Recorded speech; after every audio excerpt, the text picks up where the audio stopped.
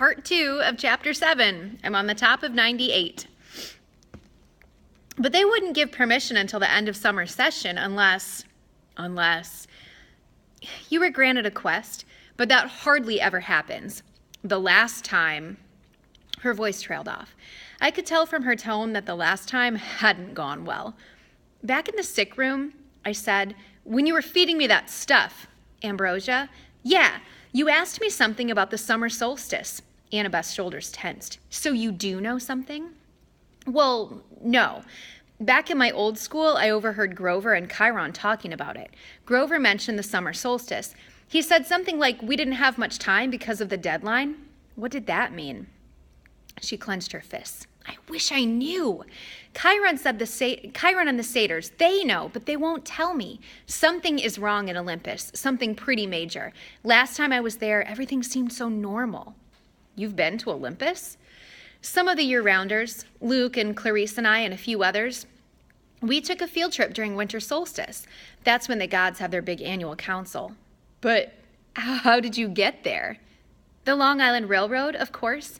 You get off at Penn Station. Empire State Building, special elevator to the 600th floor. She looked at me like she was sure I must know this already. You are a New Yorker, right? Oh, sure.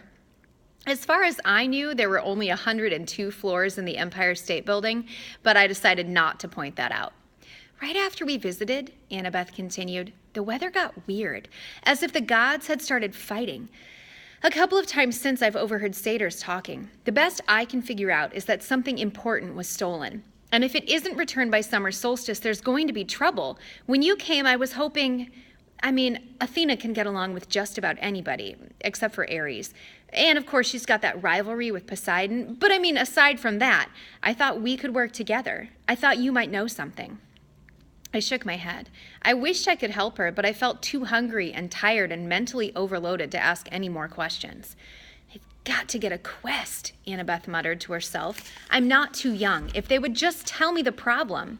I could smell barbecue smoke coming from somewhere nearby. Annabeth must have heard my stomach growl. She told me to go on. She'd catch me later.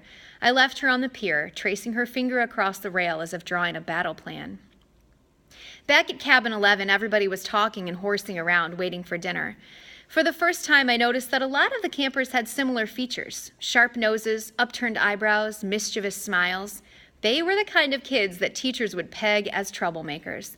Thankfully, nobody paid attention to me as I walked over to my spot on the floor and plopped down with my minotaur horn. The counselor, Luke, came over. He had the Hermes family resemblance, too. It was marred by that scar on his right cheek, but his smile was intact. Found you a sleeping bag, he said. And here, I stole you some toiletries from the camp store.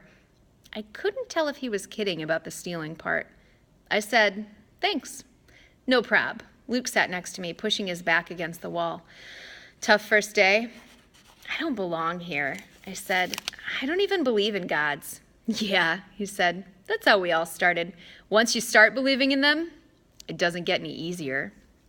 The bitterness in his voice surprised me, because Luke seemed like a pretty easygoing guy. He looked like he could handle just about anything. So, your dad is Hermes? I asked. He pulled a switchblade out of his back pocket, and for a second I thought he was going to gut me, but he just scraped the mud off the sole of his sandal. Yeah, Hermes. The wing-footed messenger guy? That's him. Messengers, medicine, travelers, merchants, thieves, anybody who uses the roads. That's why you're here, enjoying Cabin 11's hospitality. Hermes isn't picky about who he sponsors. I figured Luke didn't mean to call me a nobody. He just had a lot on his mind. You ever meet your dad? I asked. Once. I waited, thinking that if he wanted to tell me, he'd tell me. And apparently he didn't. I wondered if the story had anything to do with how he got his scar. Luke looked up and managed to smile. Don't worry about it, Percy. The campers here, they're mostly good people. After all, we're extended family, right? We take care of each other. He seemed to understand how lost I felt, and I was grateful for that, because an older guy like him, even if he was a counselor, should have steered clear of an uncool middle schooler like me. But Luke had welcomed me into the cabin. He'd even stolen me some toiletries, which was the nicest thing anybody had done for me all day. I decided to ask him my last big question, the one that had been bothering me all afternoon. Clarice from Aries was joking about me being big 3 material. Then Annabeth, twice, she said I might be the one. She said I should talk to the oracle. What was that all about? Luke folded his knife. I hate prophecies. What do you mean? His face twitched around the scar. Let's just say I messed things up for everybody else. The last 2 years, ever since my trip to the Garden of the Hesperids went sour, Chiron hasn't allowed any more quests. Annabeth's been dying to get out into the world. She pestered Chiron so much he finally told her he already knew her fate. He'd had a prophecy from the oracle.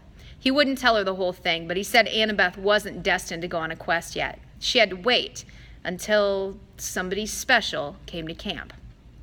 Somebody special? Don't worry about it, kid, Luke said. Annabeth wants to thank every new camper who comes through here as the omen she's been waiting for. Now come on, it's dinner time. The moment he said it, a horn blew in the distance. Somehow I knew it was a conch shell, even though I'd never heard one before.